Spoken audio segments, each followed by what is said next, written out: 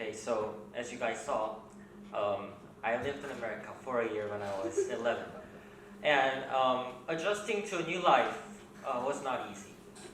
As the only Asian kid in class, other kids wouldn't talk to me for various reasons. For boys, they wouldn't talk to a kid who barely understood their jokes. And for girls, they wouldn't just talk to a kid who was shorter than them. But luckily, I found out that there are also kids who did not care which language I spoke or how tall or how short I was, as long as I was able to play sports. So I signed up for a local baseball league.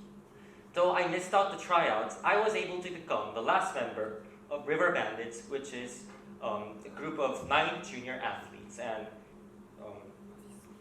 I'm right here, this. And yeah, as you can see, I was short. And during the first practice, when the coach asked me which position I played, I proudly answered that I was a pitcher. Back in Korea, I was a pitcher whose best suit was not the speed, not the strength, but accuracy. Believe it or not, whenever I threw a curveball, batters swung without success as my ball directly flew into the very corner of the strike zone. But in my team, there were already several players who threw faster and more accurately than I did. There was no place for me but the bench. And when it came to batting, it was even worse. Since I was used to softballs in Korea, I was afraid of getting hit by the cork-made hardball. And my fear came true when I was actually hit in the ankle by the league's fastest pitcher, which decreased my confidence even more. I became very timid in the batter's box, and whenever I managed to hit the ball, I could never send it very far.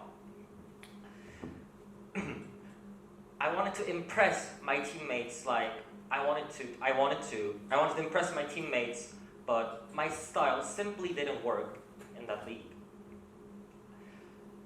I had to accept the reality that I was not a strong hitter who hit doubles and home runs, and I could not make accurate contacts with the ball and make frequent hits. And as I pondered the solution, I realized that I was focusing on a tree instead of the forest.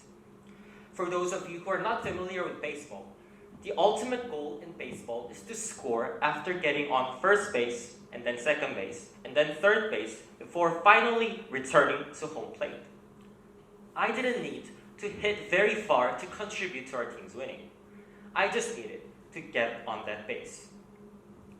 So, during the next practice, I went up to the coach and asked him to teach me how to bunt. Some of you might have seen bunt on TV. It looks like this. The goal is to push the ball slightly ahead, so as the ball rolls slowly on the ground, it will end up right in the middle of the pitcher and the catcher. So after one of them picks it up, the batter would be already on the first base.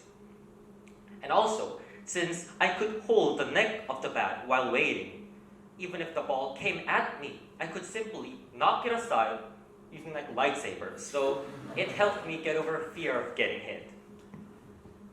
And the bunt itself was also a success. Other teams were unprepared at my surprise bunt, and after they realized what was happening, I would be on first base. And even better, no matter what type of the ball the pitcher threw, curveball or a straight ball or slider or changeup, I could just simply bunt it and then run to the first base and save.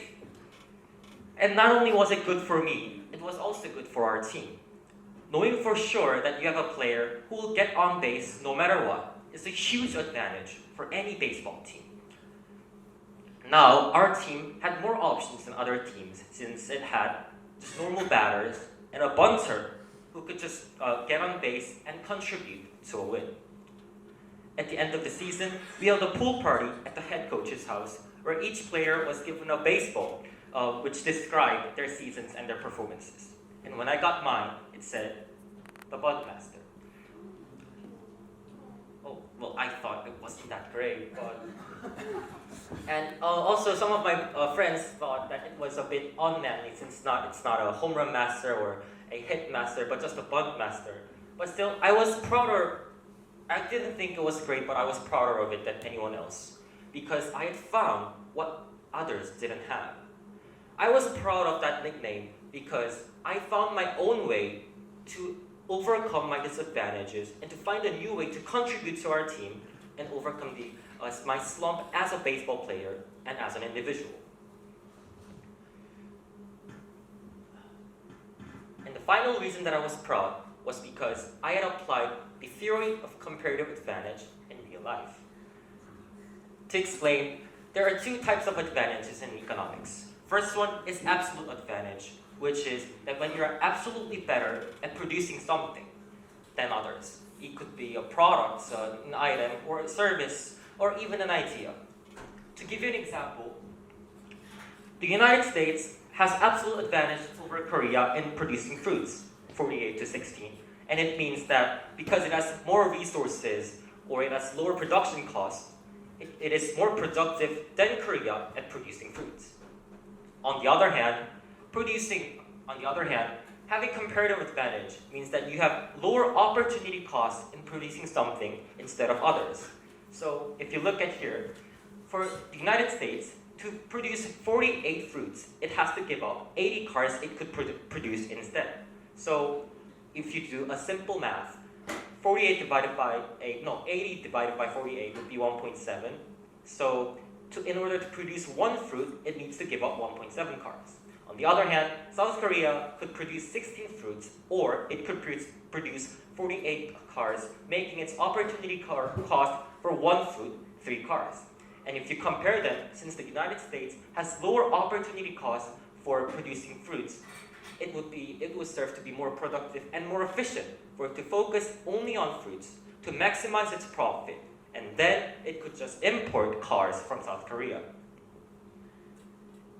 As you can look in the graph, those are production graphs, and you can see that points C are points which they have maximized their profit by focusing only on their comparative advantage, and you can see that they are well beyond their production curves, which would have been the case if they tried to produce everything on their own. This mechanism is the driving force that run our global economy today. Many countries have realized that it is more efficient for them to focus on things they have low opportunity costs and export them to other countries while importing things they don't have from other countries. After World War II, many nations turned from protectionism and opened their borders to free trades. This chart shows how much global trades we have compared to a century before. As you can see, our global economy and global exports experienced an exponential growth that made our global economy before and after free trades totally incomparable. Nowadays, we depend on various countries and nations around the world for the products that we use every day. We eat tropical fruits from Southeast Asia, and we wear clothes from China, and we purchase expensive bags that are from Europe. Millions of products and services cross borders every day, and our standard of living has been unimaginably higher than any moment of human history there was. And this development couldn't have been possible by a single country. Even China or the US or any other global economic power couldn't have done this and managed to run this supernatural market single-handedly.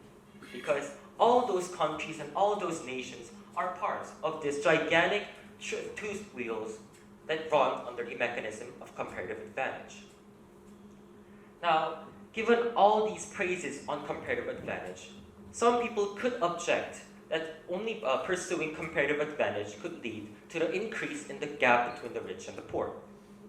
Well, if wealthy countries, if better off countries focus only on products that are more expensive, harder to substitute, and more lucrative, then wouldn't it make wealthy countries even wealthier and leave developing countries with basic low-profit industries?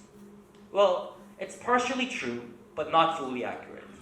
Focusing on comparative advantage allows each participant to develop its ability as an individual while contributing to the group as a whole. Let me give you an example. South Korea was one of the poorest nations on earth in 1950. After Korean War, it was devastated. Our economy was devastated and our land was impoverished. Almost every country in the world had absolute advantages compared to us in every industry. But in the 1960s, we fostered products like textiles and wigs. And in the 1970s, we started to invest in shipbuilding, which became our main industry of the decade. Then, in the 1980s, while we were not the third world, but one of the developing countries, the automobile industry started to boom with the rise of companies like Hyundai and Kia, as you now know. In the 21st century, we now stand as the dominators of smartphones and semiconductor businesses, and South Korea is one of the wealthiest nations in the world. We couldn't have rebuilt our economy if we tried to export televisions or smartphones in 1950 right after the Korean War. Instead, we focused on our comparative advantage and our given circumstances, and that allowed us to work from the bottom to the top. And as proven with this case, comparative advantage not only grows the pie, the size of the pie, but it also gives opportunity to develop individuals' ability and contribute to community in the end. Yet, our environment seems to ignore this evident economic principle. Look at our school and our education system. They require us to be good at everything. Economically put, they're requiring us to have absolute advantage in every area there is. Let's look at a few examples. For domestic students, they are required to excel in every subject, including math, Korean, English, and social studies and science. And for international students, we're required to have good GPA, SATs, AP scores, and honors, and extracurriculars.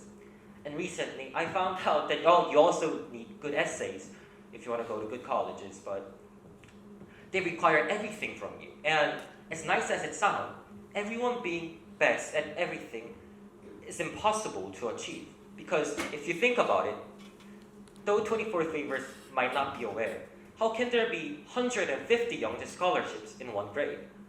How can be 20 first-class honors in a subject that only has 20 students in it? Just because everyone wants it does not mean that everyone can have it. Even now, there are numerous students in the 11th floor striving to achieve those absolute advantages in every area. We can see some students calling each other things like "견내니," and though we do it for fun sometimes, it also reflects the system we're living in, the system that forces everyone to be on top of everyone, a system that forces us to reach a goal that was unreachable from the beginning, that was designed to fail. And as I said, instead of focusing on those absolute advantages, I think that it is very important, especially for 24th waivers who are about to start their lives in KMLA, to focus on comparative advantage, increase of absolute advantage. From my experience at here, absolute advantages might give you achievement, feeling of achievement and sense of achievement, but they also give you stress and they also pressure you. Because if you're not absolutely better than others, then you're still behind on the bottom of the chain. Instead, what you need to find here is your comparative advantage that will maximize your ability as an individual and allow you to contribute to your community. Society has numerous opportunities that you can explore and experience in various ways. In school, there will be numerous opportunities, numerous peers that you can learn from, and teachers that will give you life lessons along the way. Be active in your community. There are not only in academics, but run for student governments, engage in club activities, participate in intellectual discussions that will enrich your mind and your personalities as a whole. And as you each day strive to develop your comparative advantage and develop yourself to contribute to your community as a whole and develop yourself as an individual, I hope that this community and campus prosper with diversity and color, like my baseball team did a few years ago, and the global economy is doing right now. Thank you.